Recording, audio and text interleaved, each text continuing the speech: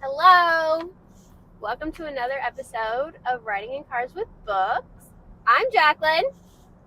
And I'm Jaclyn's husband. That's not all you are. What? That's all anyone knows me as. That's a lie. Jaclyn's husband.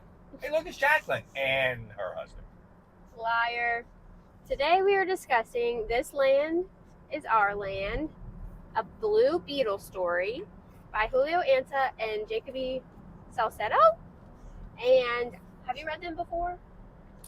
You told me I have. So I'm going to say yes, since you told me I have read them before. So Julio Anta writes.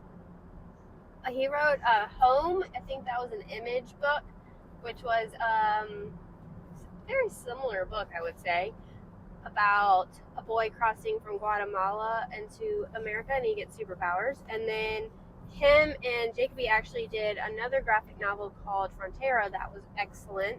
Very similar story. So there's a theme here. But this is a Blue Beetle story, and I wasn't very familiar with Blue Beetle going into this, so I feel like it's a good place to start. Would you agree with that statement? Yeah, I would say that they kept it. This is the Jaime Reyes Blue Beetle. So I would say they kept it pretty true to his origins and how they did it in the normal DC universe. Normal. I'm just saying the standard, if it's because these sometimes don't take place in those universes No. always. So I like the YA books because they're a good starting point for new readers, and I like this one a lot. and absolutely, if you get this and you start out and you like Blue Beetle, this will definitely take you to go read more Blue Beetle books. I think that's exactly what Tess said after she read it, is she wanted to read more Blue Beetle. Yeah, absolutely. It was perfect for that. It was a great introduction to him and a great introduction to the Reach. I thought the whole book was handled very well from that perspective. All right, so a little bit about the book is, how did you say his name? Jaime? Yeah, Jaime Reyes. Jaime Reyes. He's a high schooler. He loves stargazing. He lives in El Paso. He loves his family. He works at his dad's Garage. auto shop. Right. And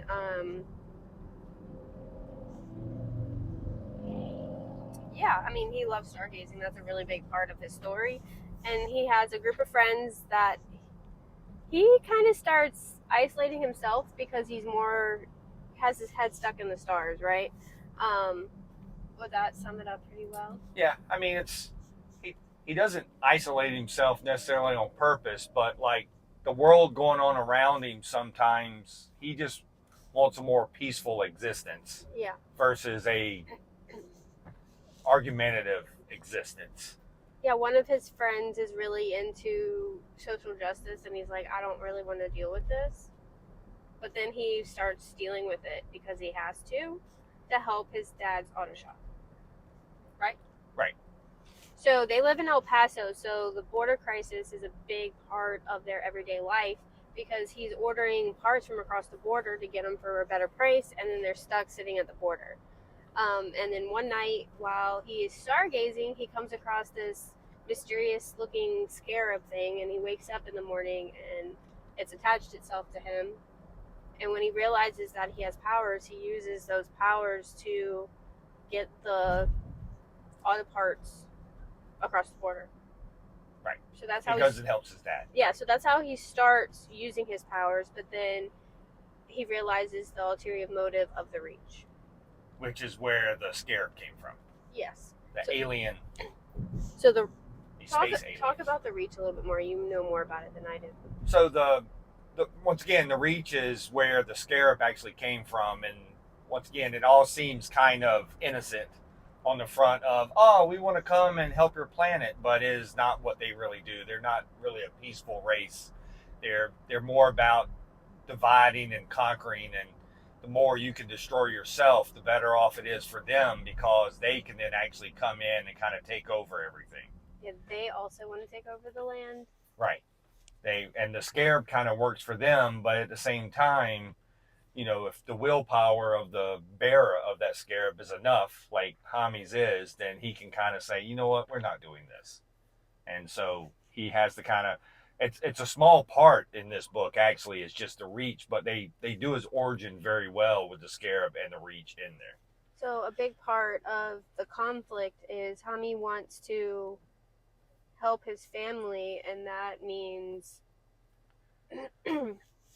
does he help the Reach because he's like destined to, or does he do the right thing, which he's not sure what is the right thing. And then there's people fighting against the border, and there's people that want the wall, and he has a friend that he used to be close with, and now he's kind of gotten stuck into his head about what is right.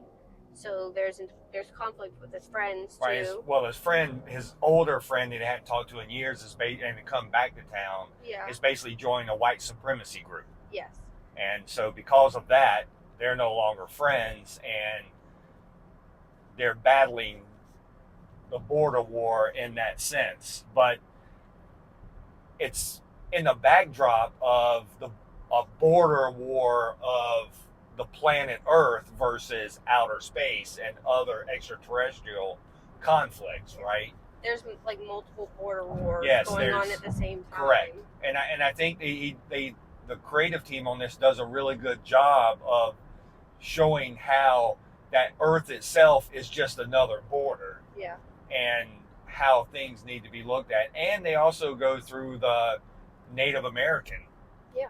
Who's native to that land. Who's native to that land, and why one group thinks that like we own this land, and it's like, well, yeah, but you also stole it. So yeah, it hits it on many different levels in this book. Right, like old Mexico, what we call Mexico, Central America, all that land, who it used to belong to.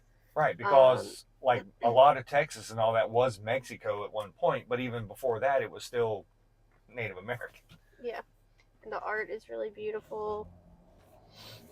I loved getting to know Jaime, and I loved his conflict between what he thought was right and what was actually right, and what he was told is right. It's like, and he doesn't like conflict. That's a big part of his story. Like, I know it sounds weird for a hero, but he is not like, and that was part of the battle between him and the Scarab that he got with the powers, because it handled conflict by just shooting at it. Oh yeah, and he's like, no. And he's like, what are you that. Right? So he doesn't really like the conflict a whole lot. So he does give a couple of good speeches. Oh yeah, the dialogue was great. Yes. I liked how his friends kind of talked him into like, hey, you need to come out to this protest, and these things should be important to you. It handled a lot of current events with an interesting lens, and with like the sci-fi element and stuff, like you said. Right. Talks about propaganda and how people can be easily brainwashed into thinking like your way is the right way of doing things.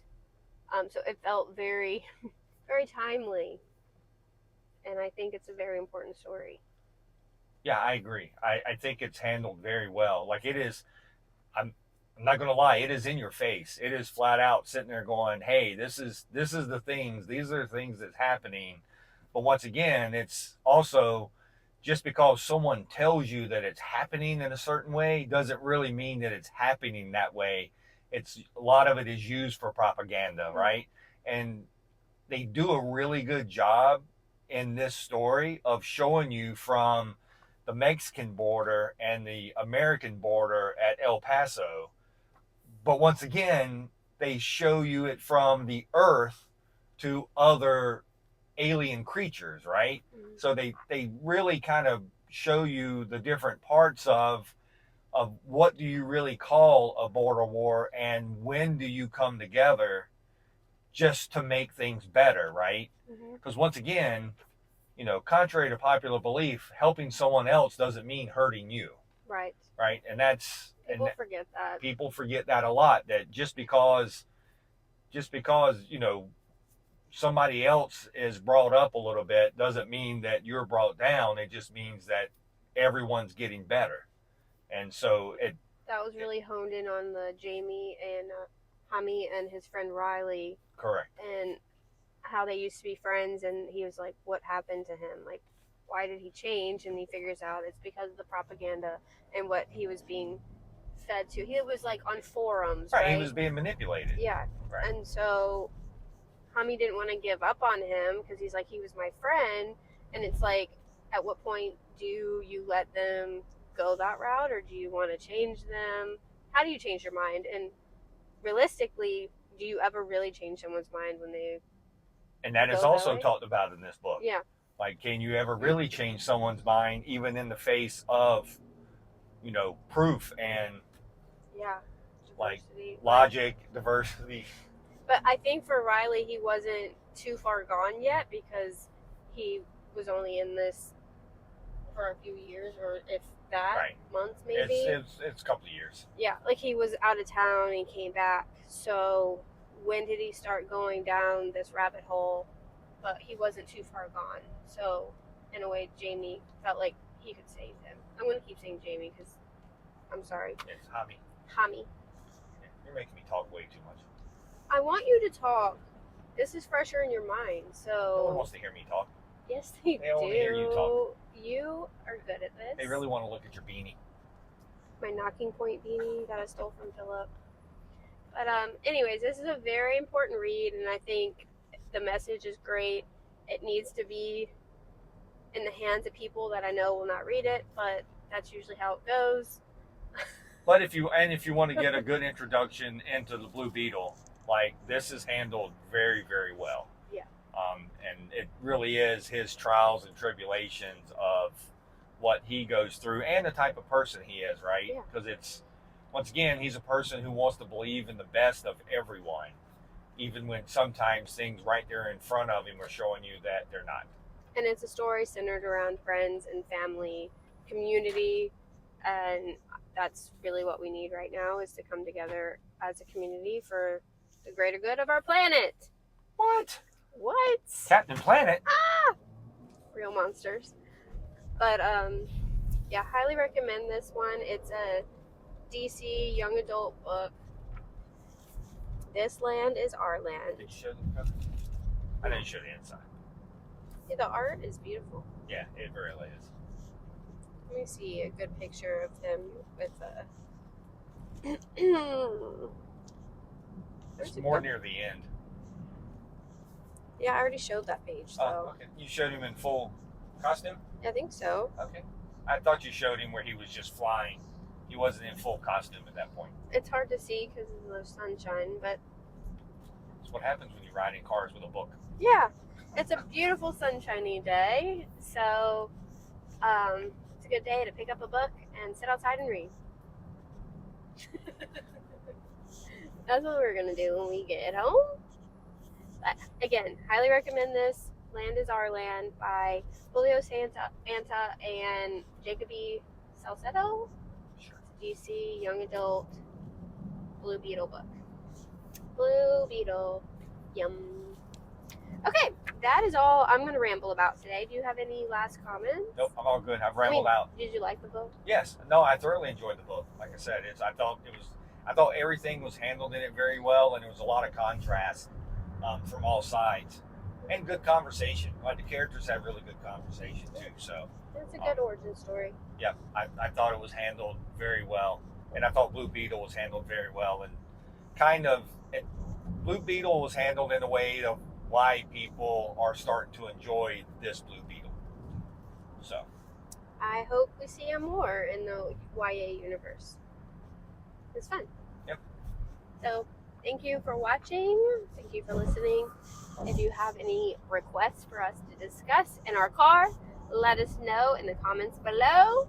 And we'll see you next time. bye. Bye.